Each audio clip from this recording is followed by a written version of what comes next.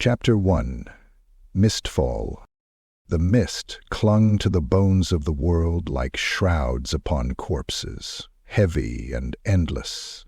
It rolled over the cinder moors in thick sluggish folds, swallowing gullies, stone walls, and the scattered ruins of centuries past.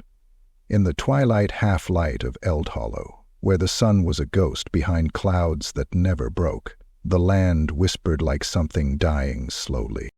There were 5 of them in the patrol, Revenants in full kit, marching low and quiet between the ridges of black peat and rust-stained rock. Each wore the patchy gray of the Fenward 17th, their flak cloaks matted with dirt, oil, and dried blood. Their locks were held tight against their chests, hands wrapped in stained leather, and eyes scanning the mist as if it might bite. Corporal Vess was point man, a wiry bastard from Hollowdown who never laughed. He raised a clenched fist, halting the column at a cleft between 2 cairn stones. There was something wrong with the silence. "Smell that," Vess muttered, voice muffled by his rebreather. Private Jorik, still too green around the eyes, tried sniffing the air, then nodded dumbly. "Like burnt meat? It's not ours," Vess spat. Sarge Janik crouched low beside the edge of a gully, tapping into his vox bead. "Command, this is Black Barrow Patrol, Grid 6 Fen, near Cinder's Bury. We've got trace of smoke and rot, requesting sitrep on any known friendly burns in the region." Static, then a low, scraping distortion that made Jorik hiss and grab his ear. No response came. The Revenants pressed forward, silent as the grave. The cairns grew closer together, more like tombstones than markers now, and the mist turned yellowish near the ground. Spoiled, a bitter chemical tang stained every breath. And then they found the first body. He was impaled on a rusted antenna mast, legs dangling, arms outstretched like some grotesque saint. His flak armor had been flensed open, ribs pried apart, innards blackened as if fire-touched but not burned. His face, what was left of it, was smeared with a symbol daubed in his own blood. A cogwheel split by a screaming mouth. Vess crouched and touched the dog tag still hanging from the neck. "Fenward, one of ours. That's Barlow, from 2nd Platoon." He said, "The plane hit." Then he looked up. "They were out 3 days ago," Janik growled, hunting down cultist signals past the Dunewell line. "They found something," Vess muttered, "or something found them." Jorik turned, trembling. "We should fall back. Report this to—" The fog roared. It was not the wind. It was too wet. It howled like it had lungs. And within it, shapes moved, dozens, maybe more, blurred silhouettes with 2 long limbs, iron limbs or none at all. The sound of wet flesh slapping across stone and metal grinding on itself. Vess opened fire first, his lasebolt flashing red in the gloom, then Janik, then Jorik. The Revenants formed a wedge around the cairn and let hell pour from their muzzles. Something shrieked back, a sound like a data stream made of agony. One of the shapes lurched into view. Not a man, not a machine, a fusion of both, spindly arms tipped with hooked blades, a face half covered with bronze tubing and wired teeth.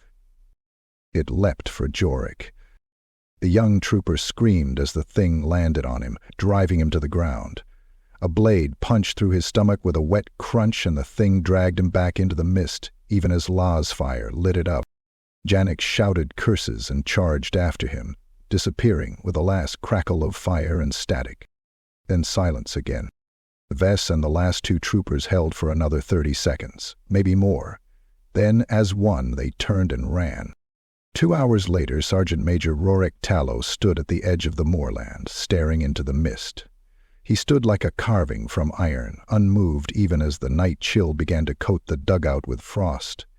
His right eye, a dull gray augmetic, whirred softly as it zoomed into the haze. "Only Vess came back," said the Vox adept beside him. "He's delirious, burned, ripped up, talking about voices in the fog, screaming machines." Tallow said nothing. His rebreather hissed with each slow breath. His worn greatcoat snapped slightly in the cold wind, and the black-gloved fingers of his left hand flexed with tension. "They've opened something," he murmured at last. The adept blinked. "Sir?" The sergeant major turned. "Sound the bell. All Revenant elements to alert status. Full trench lockdown. No one goes into the mist alone." "And the patrol, sir?" Tallow's face was like stone. "They're dead. Or worse." As the adept moved to obey, the bell tower above Holtzspire Trench moaned to life. Across the broken moors, deep within the fog, something answered. Not with a sound, but with movement. Mistfall had come, and something had come with it. Chapter 2. The Dead Regiment. The thunder of descent burned the gray clouds blood red as the Valkyrie broke through Eldhollow's upper atmosphere. The transport's engines howled across the endless moorland, cutting a searing path through the mist-thick skies, as if trying to slice the planet's sorrow in two. Inside, Commissar Holwendravich stood stiff-backed in the troop bay, boots braced and cap pristine, the black storm coat of the commissariat untouched by the grime that haunted the world below. His face was cold marble, carved by regulation, narrow, severe, and unreadable. Every badge, every purity seal, every bolt round on his belt was in its place. His bolt pistol rested heavy at his hip, its weight an eternal promise of discipline. "Approaching HLZ," crackled the pilot's voice over the Vox. "Be advised, no comms from ground command, no signal from Holtzspire." Dravich's eye twitched, just barely. "Any sign of engagement?" he asked. "Negative, just mist. And ruins, lots of them." The commissar said nothing more. He hated planets like this, old bones of war, left to rot beneath the cold sky. But orders were orders. Segmentum Command had flagged Eldhollow as a strategic anomaly, a forgotten outpost world, abandoned centuries ago, now showing signs of irregular activity. A regiment listed as destroyed had reappeared in data streams, a regiment that shouldn't exist. The Fenward Revenants. The Valkyrie began its descent into the mists. What little light pierced the clouds turned the fog a sickly ochre. As they neared ground, shapes began to form through the haze, broken trenches like scars across the moors, rusted bunkers half swallowed by peat, and stone monoliths erected by forgotten hands, some carved with prayers, others with warnings.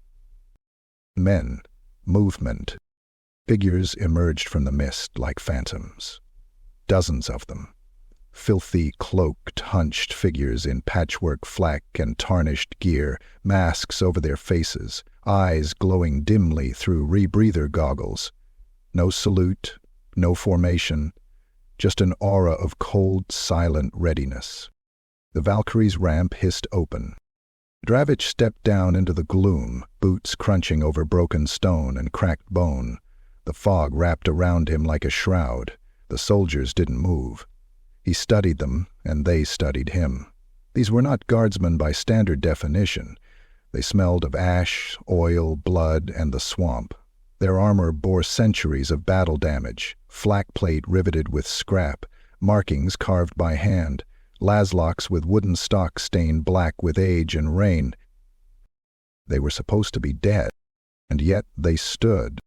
"Where is your commanding officer?" Dravich's voice cracked the silence like a whip. His Revenant stepped forward, removing his mask. His face was carved by time and war, lined with old wounds, a jaw stitched with wire, left eye a dull metal sphere.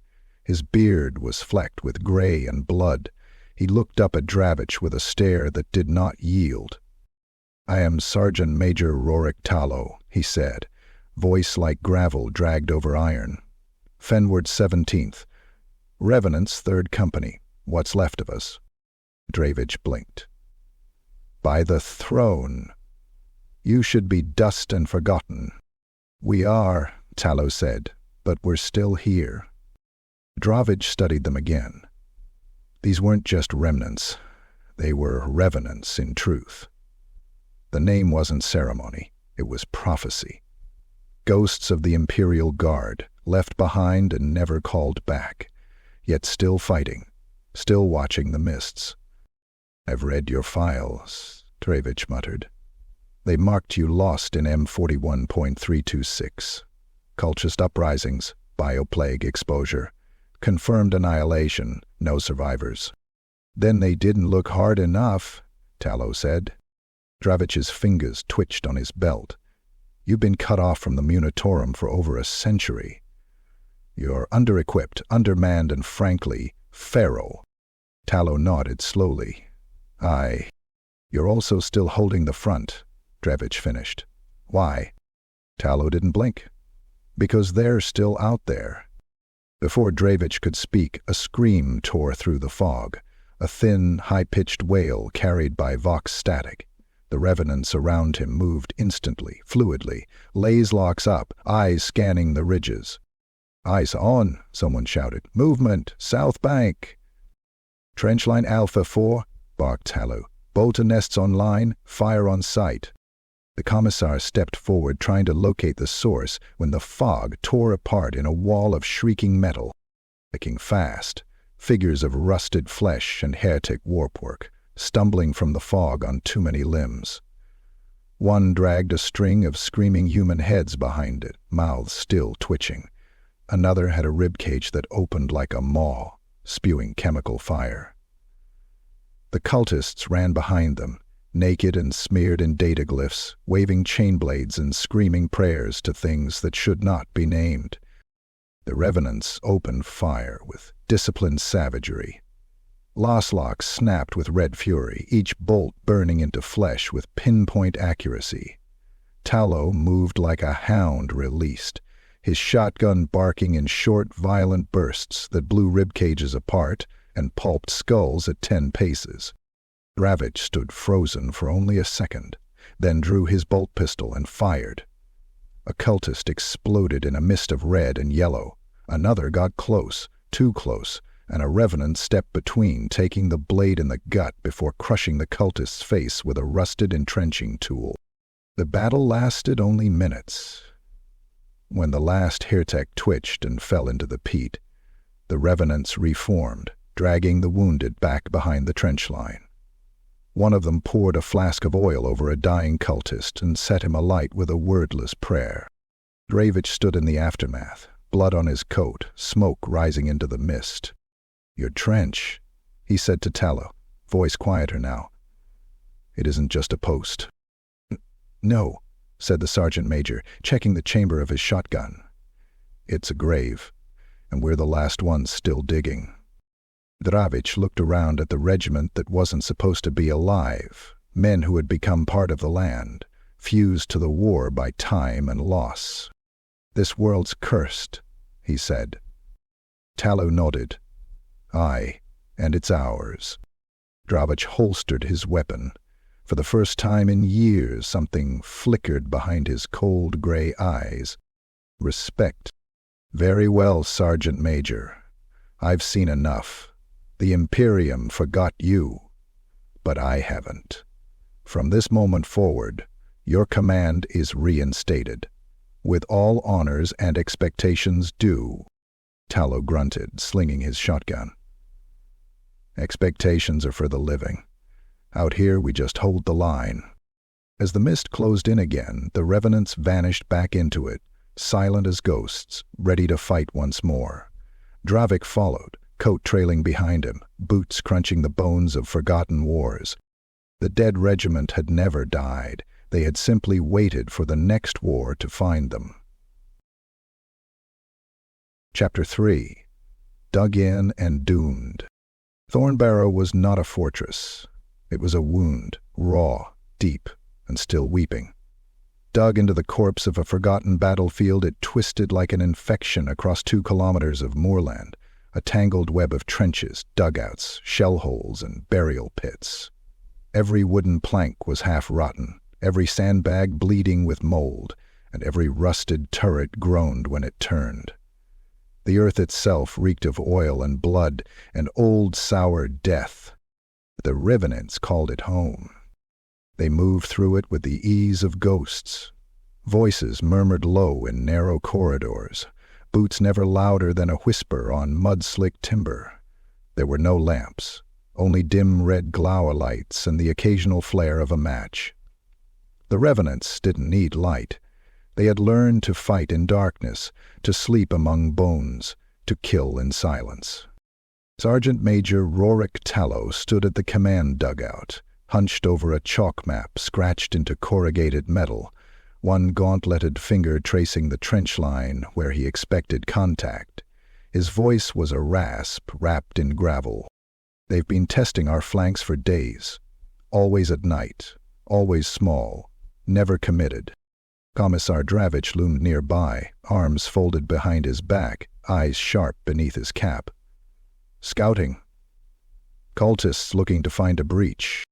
Tallow nodded. "Aye, but they'll find only graves." At that moment, a runner burst into the dugout, boots slapping on wet stone. "Contact. East approach, Sector Delta 5. Multiple bogies in the barrow lines." Tallow turned, his eye glowing dully. "Get to stations. Sound the pit bells." The trench came alive. The bells rang out, a harsh metallic clang that echoed down the maze like a dying scream. Revenants rushed into place, slamming home charge packs, priming grenades, hauling heavy stubbers into firing slots. Some slathered ash across their faces, others kissed charms or bone tokens. No one prayed to the Emperor here, not out loud. Not anymore. In Delta 5 the mist thickened until it became a living thing, curling over the trench walls like fingers reaching for a throat. Shapes danced in it, quick, darting, unclean. Then the first flare went up. Red light bathed the trenches in a sickly hue. The cultists came with it, dozens of them, wreathed in rags, faces smeared with sacrificial glyphs, eyes glowing with warp gleam. Some carried stubbers, others wielded cleavers and rusted chain blades, and some, twisted semi-mechanical wretches, shambled on spidery legs, their lungs shrieking steam through exhaust grates in their chests. They hit the trench like a tide of knives. Revenant troopers fired from prepared positions, lacelocks barking death into the charge. One cultist's head exploded in a burst of boiling blood. Another took a round to the throat and gurgled as he fell, clutching at the gaping wound while screaming blasphemies. Tallow strode into the chaos with his trench shotgun, each blast blowing chunks of meat and bone from the attackers.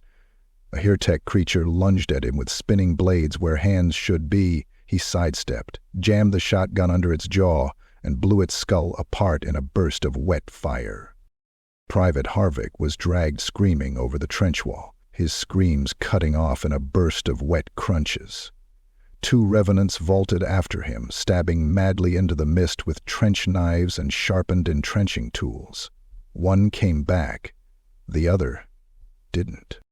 At the turn in the trench line, a cultist with a rotary stubber was cutting a swath through the defense. Revenants dropped like puppets with severed strings, limbs flying, mud spraying. Corporal Vess hurled a crack grenade into the gunner's nest and dove for cover. The explosion turned the corner into red paste and twitching limbs. Dravich fought beside the troopers now, his bolt pistol booming with authority. Each round cracked open a cultist's chest or tore limbs from sockets. A heretek warped brute charged at him, its skin fused with cables and bone.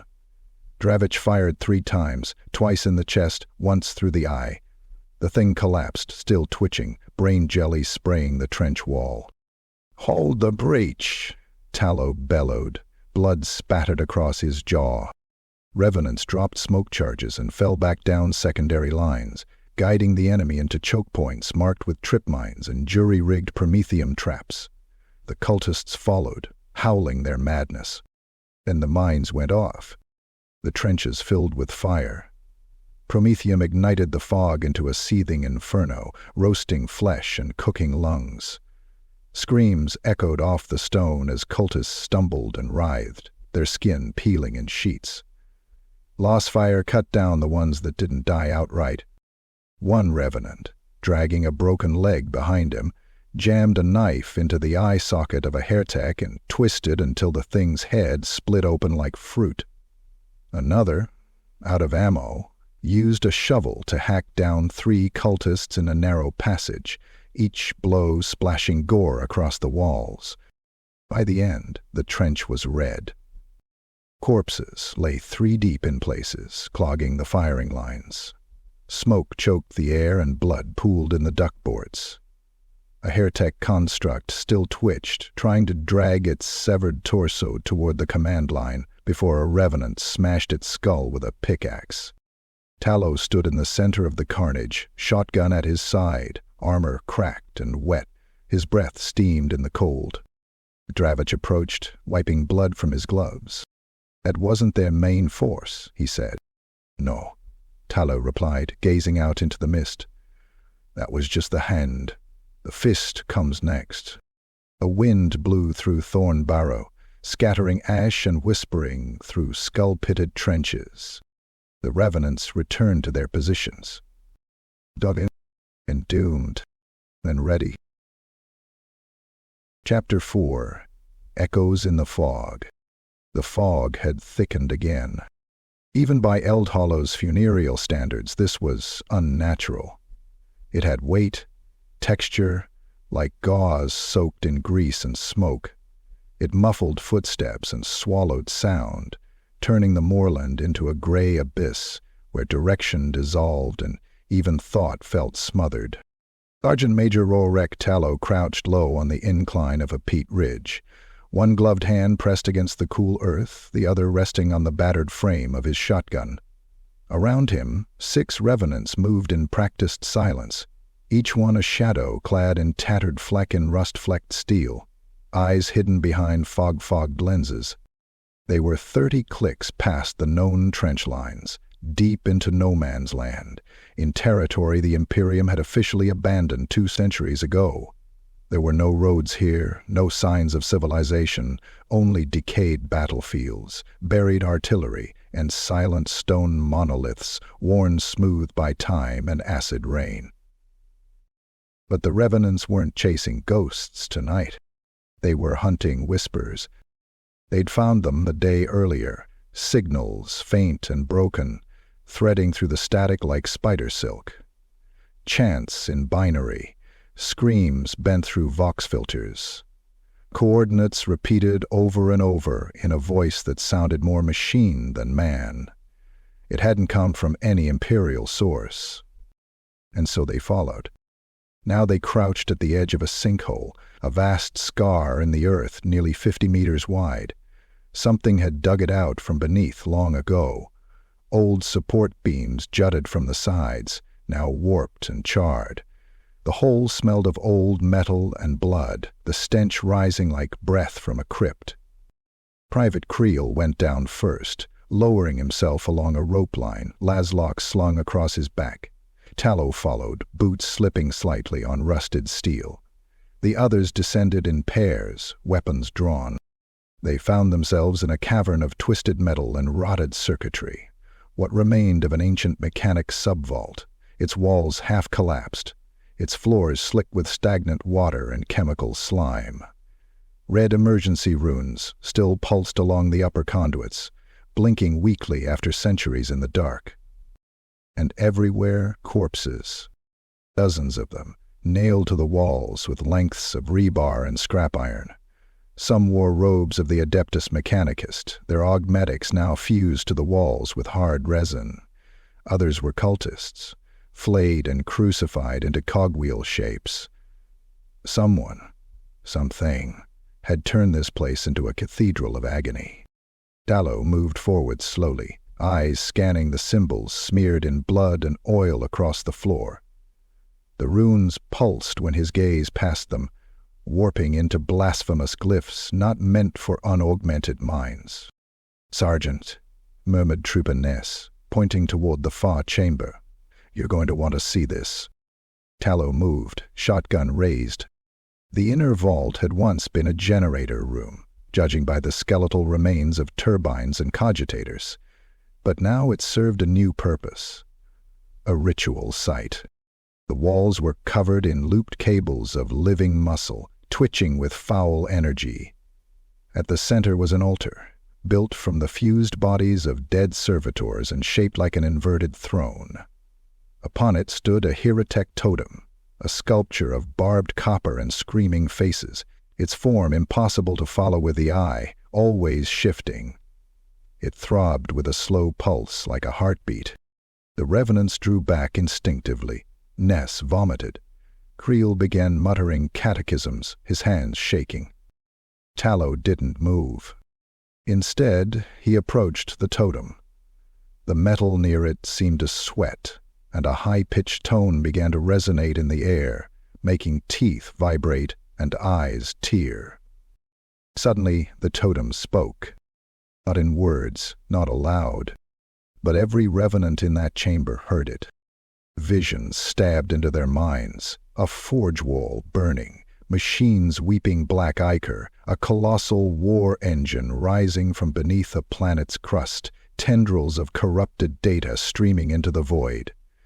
Cultists chanting in numbers not yet invented. A name screamed from lips that had no tongues. And then silence. Private Doric opened fire without warning, lasbolts slamming into the totem. The construct shrieked as if alive, electricity arcing across the chamber. The floor cracked open beneath it, a pit yawning with writhing cables and flesh wires. Tallow grabbed Doric and hauled him back. "Move! We're done here!"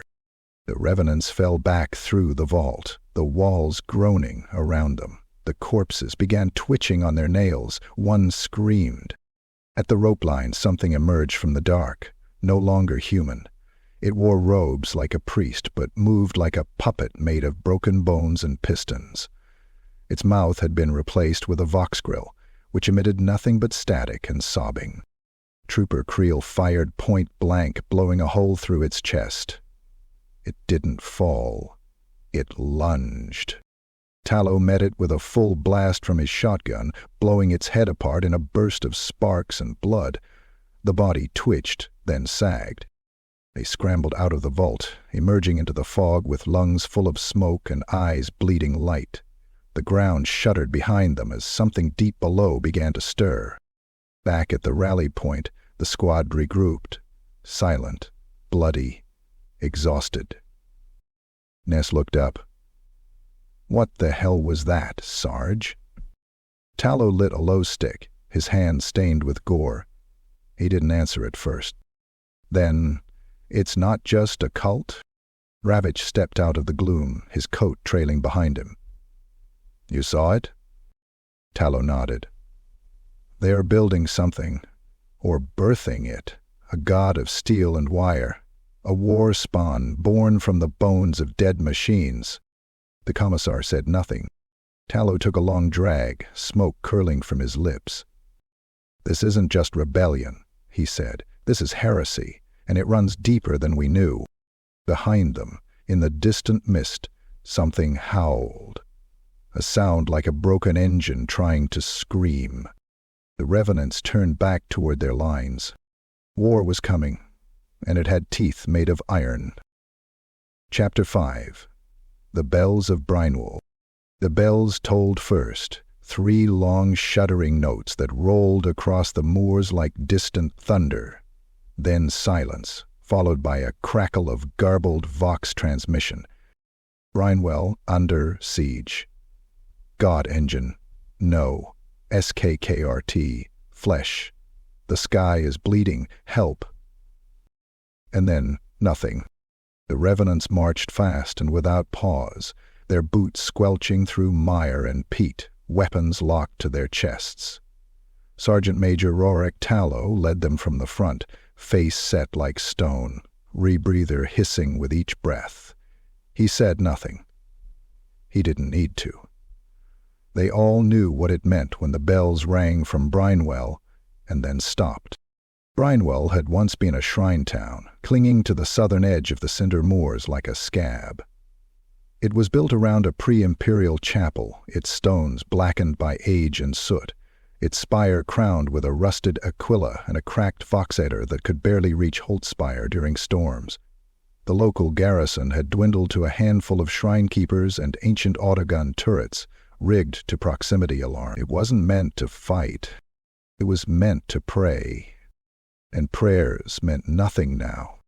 When the Revenants arrived, the fog parted just enough to reveal the ruin. Brinewall was gone. Not leveled. Not burned. Desecrated. The gates had been torn down, literally ripped from the hinges, iron twisted like soft clay.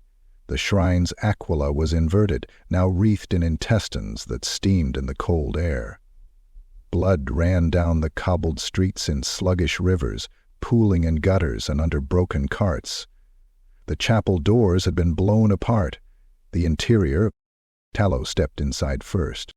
Corpses lay in every pew, kneeling, praying still, heads removed and placed gently on the floor before them.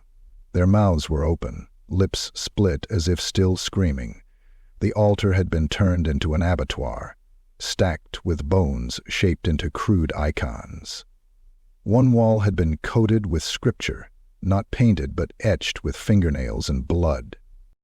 The words shifted when looked at directly, half low Gothic, half binary, half gibberish from a mind no longer sane. The flesh is a machine made to bleed. The machine is a god that hungers. Tallow took it in with one slow sweep of his eye, then signaled for his squad to spread out. Outside, the Revenants moved through the ruins, searching the rubble. They found bodies everywhere, splayed, torn, arranged in rituals. One child had been nailed to the shrine's bell and swung with every breath of wind.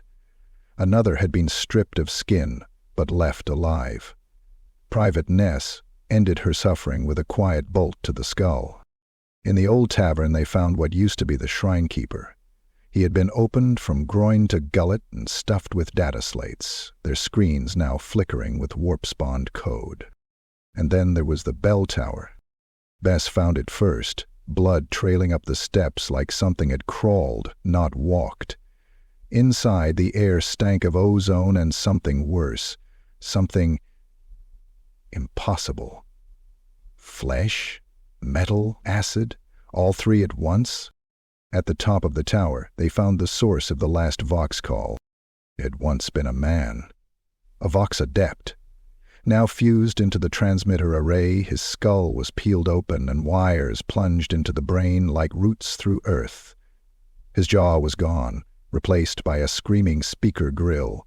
His eyes were rolled back and his limbs had been reconfigured into a cog pattern around the bell. The moment they entered, the Vox grill activated, speaking in a high, shrill voice layered with machine static and human agony. They walk between the pulses. They seed the code in the blood. They will be born again from rust. You are already dead. Ness put 3 shots into the construct's head. It kept talking for 6 more seconds. Then silence. Downstairs, Doric was retching. Vess lit a low stick with shaking hands. Tallow just stared at the horizon, mist curling like steam from the ruins. They didn't come here to kill, he muttered. Dravich appeared at his side, coat flecked with ash. No, they came to change something, or leave something behind. What do you mean? Tallow didn't answer. Instead, he led them to the back of the chapel, where the earth had been torn open. An old catacomb entrance breached, stone steps leading down into cold black. The stench from below was unbearable, copper and decay and something electric. A faint light flickered in the dark, binary echoed, soft and wet like whispers through a meat grinder. They went below, Tallow said, and they left the door open. He turned back to the others. We burn it, everything. Dravich hesitated. What if there's evidence, data? Tallow looked him in the eye. Then it dies too. The Revenants laid thermite charges in every building, soaked the chapel in promethium, and set fire to every corpse, whispering the Revenant oath as they worked. The bells of brinewall rang one last time, low and warped, as the fire consumed the town. And in the fog beyond, something watched, something with iron lungs and a voice made of static dreams. Brinewall was only the beginning. Chapter 6. Steel Beneath the Mire. The rain had fallen for 3 days without pause, thick, oily droplets that sizzled where they touched old metal and flesh. The cinder moors had become a quagmire of black muck and stagnant pools, the dead peat swallowing footsteps and bones alike. Visibility was down to a few meters, and the air hung heavy with the stink of promethium, decay, and rusted iron. But it wasn't the weather that had the Revenants moving under cover of night. It was the noise. A low, thrumming vibration, too deep to be natural, had begun echoing through the bedrock days ago. Sometimes, in the trenches, it was strong enough to shake lanterns and cause walls to bleed water. A rhythmic pulse, like a heartbeat carved in steel. And then the reports came. Out beyond the ruined bastions of the eastern flank, near what had once been a Mechanicus dig site, long forgotten, heretek forces had begun tearing open the moors. Massive mining rigs of a dark, twisted make now moved through the peat like beetles through flesh. Screaming drills bored into the crust, pulling out fragments of ancient alloys not native to Eldhollow. They were digging for something. Sergeant Major Tallow led the strike team personally. 6 Revenants, all veterans, faces like cracked leather and eyes dim with resolve. They wore charred gray cloaks and coated their gear in mire to mask their scent. No lights, no vox. Feeling disordered, just knives, shotguns, grenades, and hate. They approached from the north, under the cover of a chemical fog bank, crawling over broken hills and slag heaps. The rigs were lit like hell forges in the night, burning sodium lamps casting sickly light across skeletal scaffolding. Dozens of heretek cultists toiled below, their bodies fused with servo drills, claw arms, and gas mask tubes that pulsed with liquid fire. Loss cutters sliced through bedrock, and great claws hauled ancient metallic shards from the soil, shards that glowed faintly with warp taint. Tallow signaled the squad to halt. They waited, crouched in the mire, observing. There were 4 primary mining rigs, massive walkers with crab-like legs, each one belching black smoke and crowned with vox arrays that chattered in machine screech. Servitor slaves dragged chains of bone-reinforced ore. Overseers, with bronze skull helmets, cracked electro-whips at anything that hesitated. And in the center of the pit, something worse. A half-buried ruin, more machine than building. Vast cogitator arrays melted into the rock, doors of impossible geometry twitching open and shut as if alive. Arcs of electricity danced across runes no longer Imperial. They weren't mining. They were excavating a weapon. Tallow's expression didn't change. He raised a clenched fist. Move. The Revenants split into teams. Ness and Creel circled to the western rim with melta charges. Daric and Vess moved along the rear scaffold, placing blast cord around the load-bearing legs. Tallow and Private Marn crept under the shadow of Rig 3, slipping past servitors and silent security turrets. They reached the core of the engine, an exposed reactor shielded by rotted plasteel plates and sacred seals desecrated into blasphemous machine prayers. Marn primed the charge, fingers slick with mud. Then something moved. From the shadows of the rune, a heretek priest emerged. Tall, impossibly thin, cloaked in gold-threaded mesh, and surrounded by floating servo skulls. Its face was a knot of lenses and copper wires. Its arms were multi-jointed appendages, ending in surgical blades, whaling drills, and a grav pulse generator. It saw them. Marn fired first, a snapshot to the skull. The plasma burned through 2 lenses and the priest reeled, but didn't fall. Instead, it shrieked in a language that made Marn's nose bleed, and the servo skulls charged, their scalpels screaming. Tallow met them with his shotgun, blasts tearing apart bone and steel. Marn was pulled down by a clawed mechadendrite and screamed as the priest's drill arm pierced his spine, grinding into bone. Tallow threw a crack grenade and turned away. Marn was silenced in the blast, his body ripped in half. Detonations lit the night. To the west, Ness and Creel blew the stabilizers. Rig 1 collapsed in a groan of tortured metal, crushing cultists beneath it. Lost fire erupted as revenants opened up, each shot precise, lethal. Rig 2 caught fire, Doric's charge hitting a fuel line. A heretek overseer was engulfed, his flesh bubbling and bursting as his internal augmetics exploded. Tallow sprinted through the chaos, ducking arcs of plasma, blood soaking his coat. He reached the primary rig and hurled his last grenade into the engine's intake. The explosion tore through the crawler's core, and it shuddered violently before erupting in a column of black fire. Cultists screamed in terror and confusion. Revenants fought like wraiths, silent, brutal. One used an entrenching tool to slit a screaming tech thrall's throat. Another rammed a trench knife into a heretek's cogitator port, twisting, until sparks shot from the mouth. Within minutes, the site was a furnace.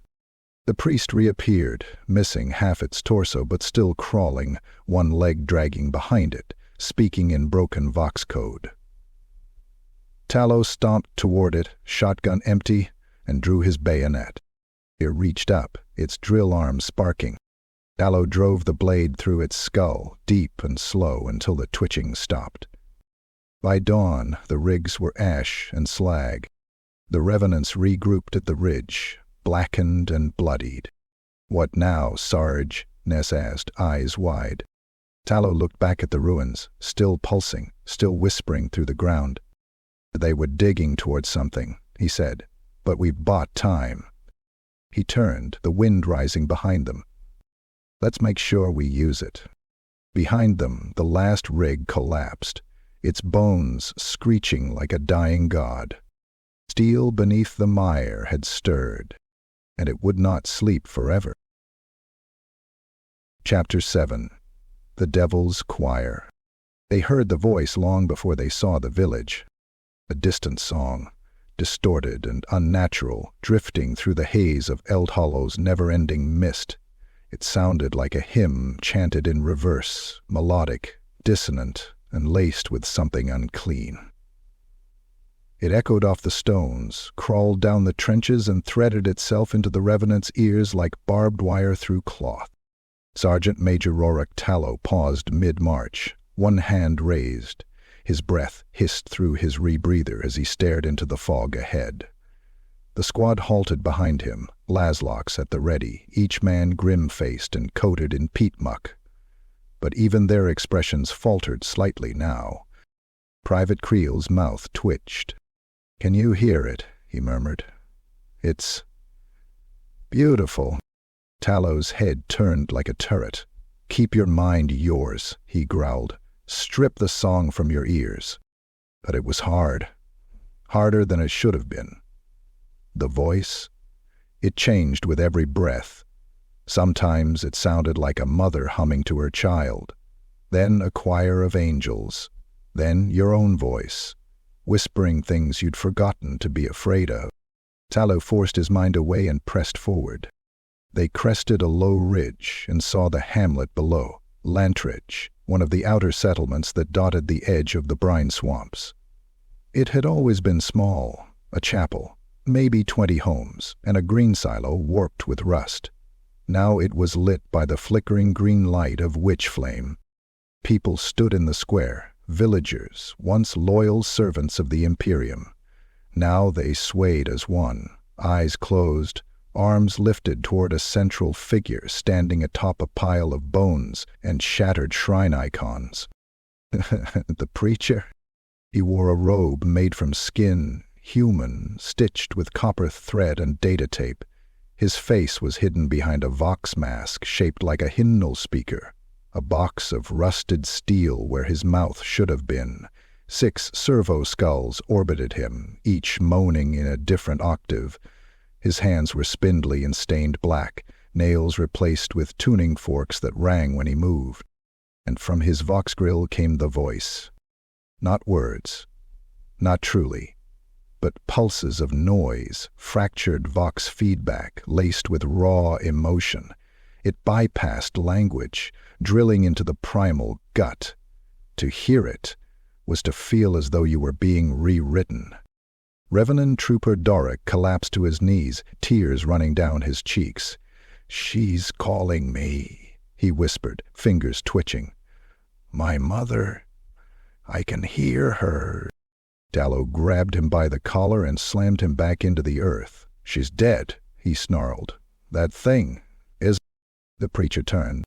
He saw them, or felt them. He raised one hand and the song shifted, darker now, a note that tasted like rot and smoldering wire. The villagers turned in unison, eyes glowing faint green. Some smiled, others screamed. They rushed the Revenants. "Form line," Tallow barked. "Suppressing fire, aim low. They're not soldiers." The Revenants opened up. Lost fire lit the mists, cutting down the first wave of villagers. Flesh burned, limbs tore away, bodies dropped twitching into the mud. But the villagers didn't scream. They sang, garbled, fragmented echoes of the preacher's voice. Even as they died, their lips moved in time with the tune. Private Krell hesitated as a young girl charged him, face wide with a twisted grin, holding a rusted carving knife. She screamed a lullaby in binary. Krell's bolt blew her chest open, and he vomited a moment later, falling to his knees. The preacher descended from his bone altar. His servo skulls shrieked. From beneath his robes, tendrils of vox cables spilled out, twitching like worms. They burrowed into the corpses, pumping them with flickering static. The dead rose. Reanimated by signal alone. "You will sing," the preacher intoned, voice modulating across 10 pitches. "You will resonate." Tallow threw a flash charge into the square. White light seared the air, frying visual sensors and vox relays. The servo skulls spiraled out of control, and the preacher staggered, vox distortion shrieking in pain. Tallow charged. He hit the preacher with the full weight of his shoulder, slamming him into the altar of bones.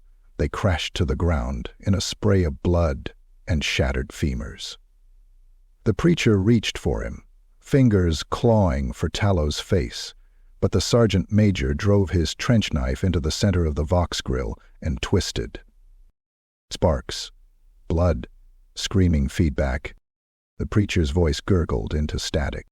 Still, the song persisted, recorded now, echoing from the servo skulls. Ness took 2 down with clean lasbolts. Creel smashed another against a wall. Doric, still shaking, grabbed the last one and bit through its data cable with his own teeth, mouth bleeding as he screamed against the static. Then silence. The villagers stopped moving. Those still alive dropped where they stood, sobbing, bleeding, some vomiting green bile. The others lay in heaps, burnt and broken. "Okay," the voice asked. "Ready?" "Yes." Tallow stood over the preacher's twitching corpse. The vox grill still crackled. "Your choir's done," he growled. "Now shut up." He jammed a crack grenade into the preacher's chest cavity and walked away. The detonation shook the square. Afterward, the Revenants set fire to the hamlet. Every body, every home. The chapel, now etched with spiraling glyphs, burned longest, its bell collapsing with a final mournful clang. As the flames rose into the mist, Dravich arrived, expression grim. "What was it?" he asked. Tallow didn't look up from the fire. "Not just preaching, programming. They were rewriting people, turning faith into infection. Drovich watched the smoke twist overhead. How many villages like this are left? Tallow's voice was like stone grinding over stone. Too many. In the distance, the fog carried the faintest trace of song. But this time, the Revenants didn't listen. Chapter 8. Crossfire at Gallows Tor. Gallows Tor rose like a broken tooth from the black moors, jagged, lichen-covered, older than the Imperium itself. A watchfort from before the age of apostasy, its towers were crooked with age, and its battlements had collapsed into ruin. Yet its silhouette still loomed in the fog, high up on the basalt ridge, a place that had once watched the horizon for Xenos raiders or warp storms. Now it watched nothing but death. Sergeant Major Rorik Tallow stared up at it through the iron sights of his trench binoculars, crouched in the hollow of a peat ditch below the ridge. His breath steamed in the cold morning air, and the smell of rusted iron mixed with wet stone clung to the world like mildew. The Tor had gone silent 4 days ago. No Vox, no flares, no patrols from the picket stationed inside. Holtzspire Command feared it had fallen. Tallow already knew it had. The smell was wrong, the silence was wrong. Even the crows refused to fly above it. So the Revenants went to retake it. 9 soldiers, no armor support, no artillery, just grit, knives, and fury.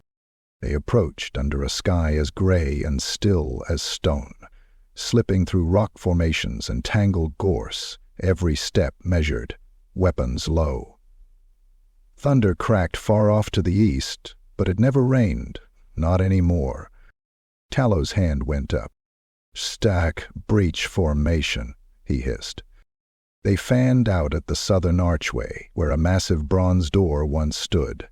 Now it lay in pieces, melted by plasma or shattered from within. The stone walls bore scorch marks.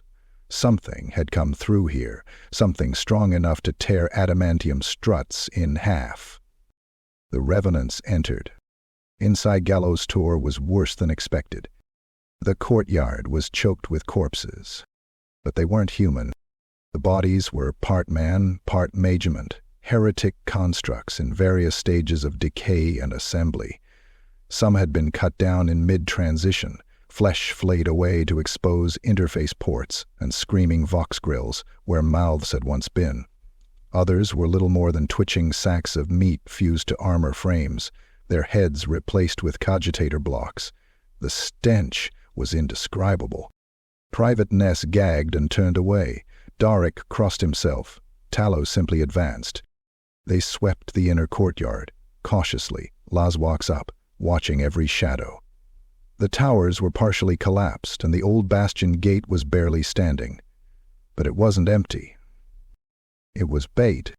The ambush came as soon as they entered the keep's upper hall, a vast, vaulted corridor filled with cracked stained glass and Imperial saints long since defaced. As they passed beneath a rusted arch, the ceiling split open. Steel claws and servo limbs plunged downward. The first construct dropped onto Trooper Ven, impaling him through the collarbone with a vibroblade.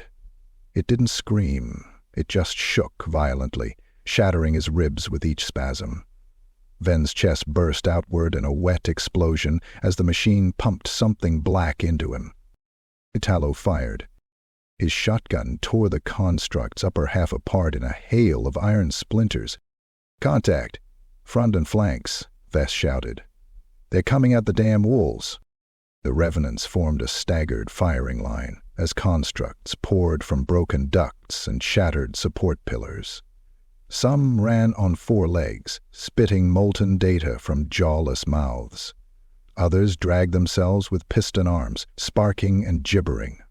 All were corrupted, their machine spirits tainted by heretek rites, minds nothing but circuits flooded with warp code. Lost fire lanced out, cutting down the first wave. Sparks lit the gloom. One construct's torso burst like an overripe fruit, spraying the walls with bone shrapnel and bile. But the hereteks were not fragile. One rose from the rubble on 8 mechanical limbs, a pulsing brain casing where its head should have been.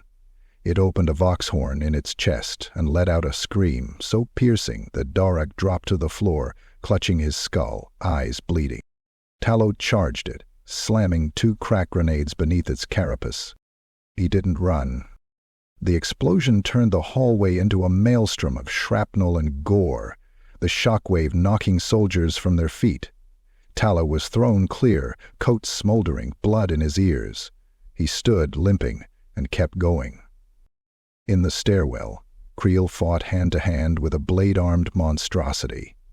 The heretek hissed through a rebreather grill carved into its throat, sparks erupting from exposed nerves. Creel was losing, pushed against the wall, bleeding from the scalp, bayonet broken. Tallow slammed into the creature from behind, driving his trench knife through its vox grill and yanking sideways. It let out a choking shriek and collapsed, twitching. By the time they reached the central chamber, 4 revenants were dead. Half the squad was wounded. But the constructs were thinning, and then they saw it. The heart of the Tor, a shrine once dedicated to the Emperor, now profaned. The Aquila defiled, its wings bent backward into a broken sigil. Atop the altar stood a figure robed in data cloth, its body stretched thin by augmetics. It turned toward them, eyes replaced by spinning lenses. A choir of servo skulls hovered around it, whispering corrupted catechisms. "I am the voice of the forgotten machine," it said. Tallow didn't answer. He shot it through the throat. The figure staggered, wheezed, and dropped, but not before slamming its hand on a plinth of rune-etched metal. The room began to shake. The walls peeled open, revealing embedded constructs sleeping in alcoves, twitching to life. "No more," Tallow growled. He and Vess set charges, while the others laid covering fire. Lost bolts hissed into the alcoves, setting heretek armor alight. The constructs advanced regardless, dragging themselves through flame and rubble. "Detonate!" Tallow roared. The bastion exploded. Flame tore up through the floors, walls cracked, and Gallows' Tor shook with the force of collapsing stone and shrieking machine spirits. The Revenants fled through the lower halls as the keep crumbled above them, fire racing through every corridor, devouring constructs in a tide of fury. By the time they reached the ridge again, Gallows' Tor was on fire, burning against the horizon like a lighthouse of wrath. Tallow stood at the edge, helmet off, watching the flames with dead eyes. Ravitch's voice crackled over the vox. "Status." Tallow spat blood. "Ambush," he said. "We won." A pause. At casualty. Too many. And behind them, the fire sang. A hymn for the dead. A requiem of steel. Chapter 9. Silence in the fen. The fen stretched endlessly under a sky the color of a rotting tooth, gray-green, bloated with the promise of rain that never came. It was a wasteland of reed-choked swamps and stagnant pools, where bones jutted from the muck like broken promises, and the wind carried the stench of old oil and sour meat. Every step squelched, every breath tasted of rust. The manufactorum lay at the heart of it, or what was left of it. Sergeant Major Rorek Tallow led the squad through the mire, laslock slung, bayonet fixed, every nerve drawn tight. The remains of the building loomed ahead. Its once majestic frame now gutted and twisted, its great smokestacks toppled like slain titans. The air grew colder as they approached, unnaturally so, and even the swamp flies refused to buzz near the place. "Hey." Eyes open. Tallow muttered into his rebreather. No sound, no lights, no heroics. 8 revenants followed, spread in loose formation, moving like shadows. Their armor was caked in filth, their cloaks soaked through, and their weapons had the wear of 100 firefights. Private Ness checked the auspex for the 3rd time. "No heat signatures, sir, no motion, no vox, dead air." Tallow grunted. Then we're walking into a tomb. They breached the manufactorum through a collapsed wall, slipping between broken girders and shattered servolifts. The interior was a cathedral of decay, lofty vaults now spider-webbed with rusted cabling, broken conveyor belts dangling like snapped nooses. Blood stained the grated floors. Old blood, new blood, all dried to black. They passed what remained of the labor force. Servitors, hundreds of them, hanging limp from their mounts, heads tilted back, eyes wide. Their augmetics were intact. Their power sources still hummed faintly. But every last one had a slit throat. Neatly, precisely, as if by ritual, their lifeless mouths hung open, some etched with curling symbols that pulsed faintly when viewed from the corner of the eye. And the whispering began. Soft at first, so soft it might have been the wind. Then clearer. Words not meant for human ears. Scraps of binary overlapped with sobbing, creaking prayers in reverse, the names of the dead spoken like secrets. It didn't come from any one place. It came from the walls, the pipes, the air itself. Doric shuddered. Emperor protect. Mute all external vox, Tallow ordered. Now. The voices dulled but didn't vanish. They moved deeper into the complex, passing through a corridor where all the lights had melted, not shattered, not destroyed, melted, as if something had screamed them into slag. The walls were slick with congealed data oil, and faint footprints could be seen where it had been walked through. Private Creel stopped at a junction, peering into a side chamber. "Sir, this looks like the command node." Tallow moved beside him. Inside, the cogitator banks had been torn open, guts strewn across the floor like the entrails of a machine god. A figure hung from the ceiling by its ankles, a tech priest, or what had once been one. Its robe had been sewn shut across the face, its limbs bent at wrong angles, and a data spike driven into its sternum. Below it, etched into the floor, was a glyph. A spiral of machine code carved into the concrete with surgical precision. Tallow recognized it. He didn't know its meaning, but he'd seen it before. At Brinewall, at Gallows' tour. A sign. A beacon. "Mark it," he ordered. "Creel, check that alcove. Make it fast." Creel nodded, shouldered his weapon, and stepped through the cracked doorway into a storage bay filled with rusted autoloaders and long-dead ammunition hoppers. Then silence. Tallow waited 5 seconds. 10. "Creel?" No answer. He moved forward, weapon raised, heart thudding. The room was empty. Utterly. No struggle, no blood. No sign of where Creel had gone. As if he'd never been there at all. Tallow signaled the rest of the squad. They combed every crevice, every hatch, every shadow. Nothing. "Gone." "Retract," Tallow barked, voice tight. "Back to rally point. No more inside." The squad moved quickly, but the manufactorum changed behind them. Corridors they'd passed were now blocked. Hallways split in the wrong directions. Servitor corpses had changed positions. Some faced the wall, others turned their heads to follow the squad's movement. Doric whispered, "It's watching us." Ness muttered a prayer. "What is this place?" Tallow didn't answer. He didn't know. Outside, the fog was thicker, cold as a grave.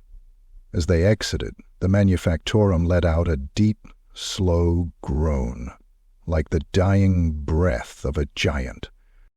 A single servo skull floated up from the mists behind them. Its eyes glowed red. Then it projected a single image onto the peat, Private Creel's face. Eyes wide, mouth sewn shut, still alive. Then it burned away into ash. Tallow stood staring into the fin, jaw tight. Dravichev's voice crackled across the vox. "Status, Sergeant Major?" "Silent," Tallow answered. "The entire structure, all crew dead, one missing." A pause. Any signs of enemy activity? Tallow's eyes didn't leave the horizon. They're not enemies, Commissar.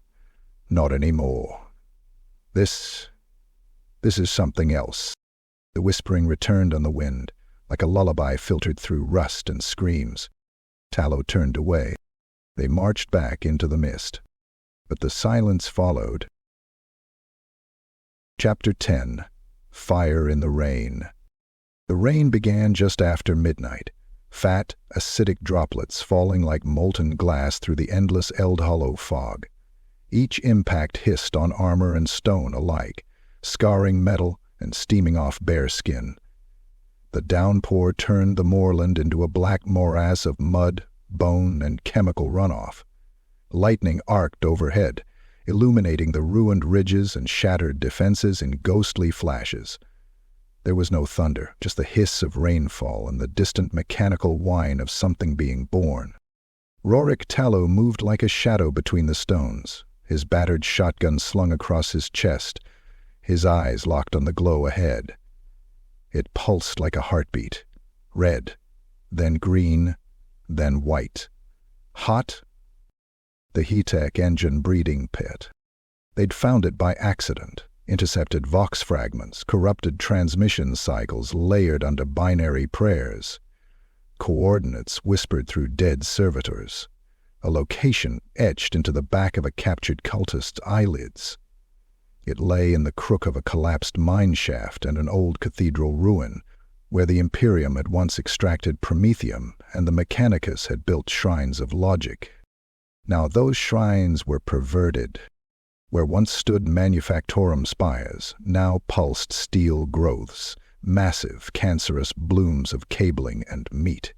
Engine pods lined the pit like birthing sacs, each one slick with amniotic fluids and warp oil, tubes pumping into them from rusted tanks filled with twitching organics. Limbs flailed against the translucent skins. Half-made horrors grew inside, multi-legged constructs with piston spines, flesh-sewn cogitators and eyes that blinked in binary. The Revenants spread out across the ridge, silent and soaked, their outlines barely distinguishable from the landscape. 7 men, all veterans, all volunteers. Tallow's voice crackled through the link, flat and cold. Clean sweep, no survivors, burn everything. They moved fast. The first wave came from the southwest slope, Creel and Ness leading, flame units primed. They doused the outer pods in promethium, the liquid catching instantly even in the rain. Shrill, metallic shrieks filled the air as the growths ignited, rupturing with explosive wetness. Mutated servitors spilled out, half-formed and screaming, their mouths splitting open in too many directions. Ness didn't hesitate. Lays bolt to the face, then another to the reactor coil. Though, by the time the second group advanced, the pit was awake. The machine priests arrived, hereteks in ragged crimson, adorned with dripping mechadendrites and litanies carved into exposed ribs. They came with their creations, bipedal crawler beasts with whirring limbs and rotating torsos, their heads replaced by voxcasters that screamed hymns in static. Tallow dropped one with a cluster of frag rounds, the pellets tearing through its cable spine and exploding its power core. The blast flung him backward, face-celled into the mud, but he was already up, sliding behind a broken pump rig, laying down suppressing fire. Doric caught a claw to the thigh and fell, screaming. Before the construct could finish him, Tallow blew off its leg with a precise shot, then jammed a bayonet through its vox grill, twisting until sparks and blood spilled out. "Charges on the core generator," Tallow barked. "We kill the power, the birthing stops." Vess and Marn broke for the central node, a seething spire of writhing steel and blinking nodes. Hereteks were clustered around it, fingers plugged into data tines, faces twitching with manic glee. One of them turned, raising a staff crowned with a screaming servo skull, and unleashed a pulse of warp light that vaporized a Revenant mid-run. Marn tackled Vess aside. "Go!" he screamed. Des ran. Marn stayed. He drove his last grenade into the heretek's stomach and held it there. The explosion lit the entire pit, blood and metal raining across the altar zone, the warp light extinguished in a burst of black flame. Best reached the generator. The structure pulsed with molten heat and data corruption. Mutated wiring curled like vines, whispering things in the voice of children. He ignored it, slapping charge after charge onto the support columns. One servitor pod cracked open beside him, a crawling, skinless tech spawn dragging itself out, vox coil wrapped around its throat. He turned and fired point blank. Charges primed, he voxed. "Fall back," Tallow ordered. "Cover him." But the constructs surged, heedless of damage, their limbs twitching with desperate rage. Ness caught a bolt to the shoulder. Creel took a slash across the face. Doric, now limping and soaked in blood, screamed defiance as he emptied his last clip into the swarm. Tallow stood at the ridge, cloak soaked, face lit by fire. A lot. It's a second's pause. Then, the engine-breeding pit vanished in a roar of fury. The ground heaved upward, sending shockwaves through the moor. Flame and debris burst skyward, trailing cables and torn limbs. Pods ruptured, their contents scattered in globs of charred flesh and shattered armor. Hereteks were lifted like dolls and flung into the night. The storm caught fire. Acid rain fell as steam, burning away the last of the constructs as fire consumed the pit. The ridge began to collapse. Tallow dragged the wounded back, one arm looped under Doric, one leg buckling with each step. They didn't stop until the ruins were a smear of smoke behind them. Of the original 7, 4 walked away. 3 were gone. Later, at the trench line, Dravich waited. His coat smoked with rain, his boots thick with mud. Well, Tallow stared ahead, face unreadable. "We burned it," he said. "They won't birth more." At what cost? Tallow looked down at his hands. Blood and rain dripped together. "Enough," he muttered. "Enough to buy us time." Behind him, fire danced on the horizon, illuminating the dark sky like a beacon of defiance. But in the mists beyond, more pits waited. Chapter 11. Bitter Roots. The shot tore through Rorik Tallow's side like fire and wire. It came from nowhere. One moment he was barking orders atop the cratered parapet, the next he was on the ground, coughing blood into the peat, the world spinning in gray smears and red pulses. The bolt had punched clean through the flank of his rib cage, chewing flesh, cracking bone. His armor held, barely, but not enough to stop the shockwave. It felt like he'd been stabbed by a red-hot trencher's spade. He heard voices, muffled by the ringing in his ears. Wheels down. "Contact left flank suppressive fire. Below's hit, he's bleeding bad." The fog had been thick, but now it turned black with soot and las smoke, rippling with muzzle flashes and heretek war cries. The Revenants were caught in a kill box between rusted tank wrecks and cratered moorland. The enemy had been waiting, lurking in the peat, masked by augmetic chameleon cloaks, and blessed with the unholy patience of fanatics. Dozens of them, half flesh, half Kamisha, all nightmare. Bess hauled Tallow back behind a burnt-out basilisk frame, his breath ragged, his greatcoat trailing smoke. Blood soaked through his gloves as he tried to pack Tallow's side with torn gauze and adrenaline injectors. "You're going to live," Vess hissed, more a prayer than a certainty. Tallow laughed, a harsh rattle of blood and grit. "Don't lie to me, Corporal." All around them, the Revenants fought like trapped wolves. Las guns cracked, shotguns boomed, smoke bombs choked the air. But they were outnumbered, outmaneuvered. Doric took a round through the shoulder and dropped screaming. Ness ran dry on ammo and switched to her knife, slamming it into a cultist's throat again and again until the body stopped twitching. The enemy surged forward, howling praises to whatever daemon they worshipped. Some had their vocal cords replaced with voxcasters that played static prayers. Others scuttled on mechanical limbs, spewing anti-logic from auto-litanies carved into their skulls. The Revenants fell back. No order native, it was instinct. They dragged Tallow with them, Vess and Dorig hoisting him like a fallen banner. The squad moved through the moorland under the cover of smoke, fire reflecting in their lenses, rain mixing with blood in rivulets down their armor. Behind them, the ridge ignited in a wall of gunfire and flame as they laid the last of their thermite charges, one final insult to the hereteks. CO. And still, it wasn't enough. The Revenants reached Holtspire at dawn.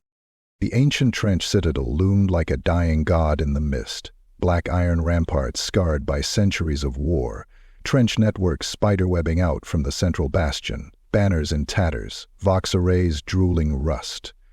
Holtspire had once been a stronghold for an entire regiment. Now it was a crumbling relic.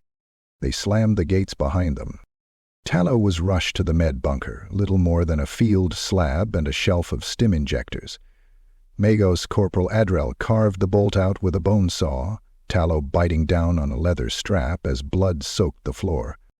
Fractured ribs, shattered cartilage, lung perforation, Adrel muttered. Not fatal unless it festers.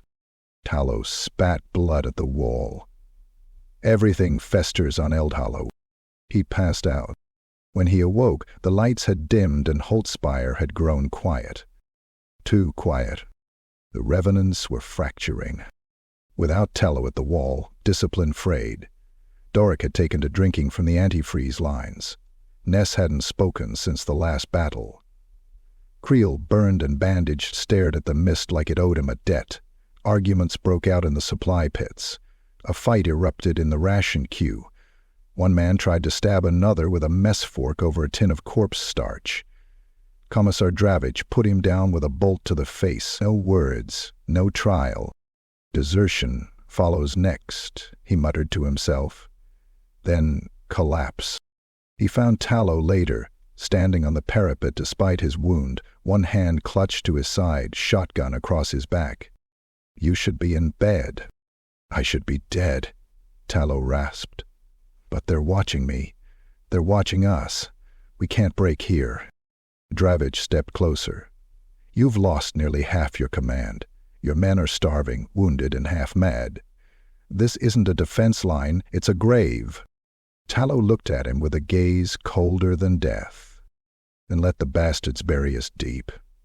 Because if we fall here, Eldhollow falls next. And after Eldhollow, the whole sector's open. He gestured to the sky, where the rain fell in black veils. They're digging toward something. Something older than this world. Something wrong. We're the plug in the wound, Dravich. Pull us out and the whole thing bursts. Dravich said nothing. Lightning struck somewhere in the distance, casting the trench lines into jagged relief. Tallow leaned against the wall, pain etched into every inch of his posture, but his voice steady. We hold Holtspire. We bleed, we suffer, but we do not break.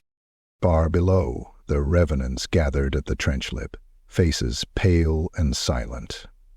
They watch their sergeant major standing tall in the storm, wounds fresh, coat torn, but unbending. And for the first time in days, they stood straighter. Bitter roots dug deep, and so did the Revenants. Chapter 12. The Revenant's Oath. Holtspire was silent save for the wind scraping over its rusted battlements. The fortress trenchwork had sunk deeper since the last siege, dragged down by rain, erosion, and time. Even the moor seemed to hold its breath. The mists had thickened like curdled milk, clinging to the dugouts and choking the vox towers. No movement, no fire, no screams. Not yet. The Revenants waited. Sergeant Major Rorik Tallow stood alone in the central trench circle, one hand resting on the haft of his trench spade, the other holding a worn data slate. His side still throbbed with pain from the wound. Every breath scraped against cracked ribs, but he ignored it. Pain meant he was still useful. still alive. Around him, the survivors gathered. Only 37 of them remained. Civilized men with mud-caked boots and blood-slick cloaks, faces like old leather, helmets dented, laslocks wrapped in twine. Some limped, some trembled. None broke. These were the last of the Fenward Revenants, old soldiers long forgotten by the wider Imperium, clinging to rituals older than memory. They didn't fight for glory. They didn't fight for medals. They fought because they had no other home left to return to, and because they remembered. Dravik stood at the edge of the circle, arms folded, coat dripping rain. The commissar had seen death, horror, chaos, but never this. Not this quiet defiance, not this calm. These men were not roused by speeches or promises. They didn't cheer. They didn't pray.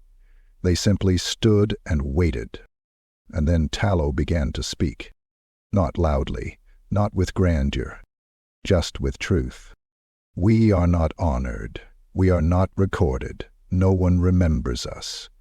They wrote us off when the ship stopped coming and the last beacon died. They left us in the mud. He paused. But we didn't die. The circle tightened. We remember the cities that fell, the battalions that broke. We remember the children screaming when the first vox bells corrupted their minds. We remember the burn of chemical rain and the stench of heresy. He looked to the sky, gray, endless, uncaring. We remember everything. Then he lifted his trench blade, planted it in the earth with a solid thunk, and whispered, "Beneath the mud we stand." The circle whispered it back. "Beneath the mud we stand." Tallow drew his blade, old steel, carven-edged, marked with kills. He slashed it across his own palm and let the blood spatter onto the spade. Against the dark we fight. Against the dark we fight. Private Doric stepped forward, face bruised, lips trembling. He drew his own blade, slashed his palm, let it drip. Not for medals, not for names. Not for medals, not for names. For each brother buried unmarked. For each brother buried unmarked. One by one, the Revenants stepped forward. They bled. They pledged. For the last light in the trench, for the last scream unheard, for the last bullet, for the last breath. We are the dirt. We are the end. We are the Revenants.